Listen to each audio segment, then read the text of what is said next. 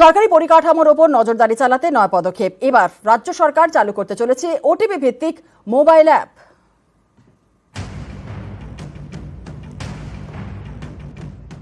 রাস্তা, প্রাথমিক স্বাস্থ্যকেন্দ্র কিংবা বাঁধ, এরকম সরকারি পরিকাঠামো নিয়ে নানা সময় নানা জায়গায় ক্ষোভ তৈরি হয়।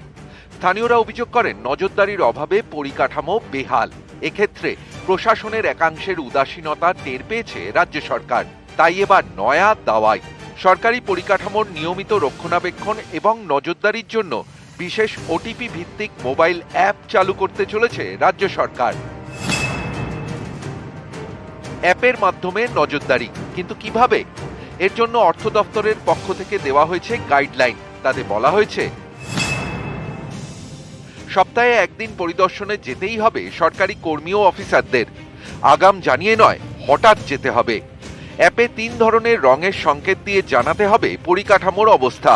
পরিকাঠামোর এখনই সংস্কার দরকার না হলে সবুজ রং দিয়ে বোঝাতে হবে। সংস্কারের প্রয়োজন থাকলে হলুদ সংকেত। জরুরি ভিত্তিতে সংস্কারের প্রয়োজনে লাল সংকেত। অ্যাপে পরিকাঠামোর বর্তমান ছবির জিও ট্যাগিং ও রিয়েল টাইম উল্লেখ থাকবে। অ্যাপের মাধ্যমে ছবি তোলা মাত্রই সব তথ্য নথিভুক্ত হয়ে যাবে।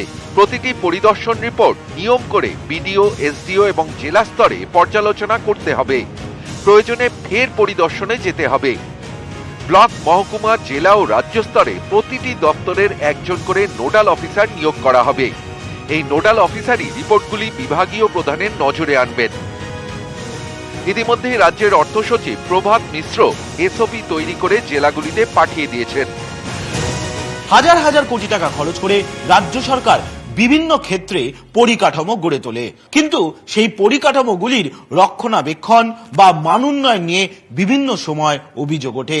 আর সেই অভিযোগগুলি যাতে আর না ওঠে, সেই জন্যই রাজ্য সরকারের তরফে এই অ্যাপ চালু করা হলো, যে অ্যাপের মাধ্যমে সরকারি আধিকারিকরা রাজ্য সরকারের পরিকাঠামোগুলিতে পরিদর্শনে গিয়ে রিপোর্ট দেবেন।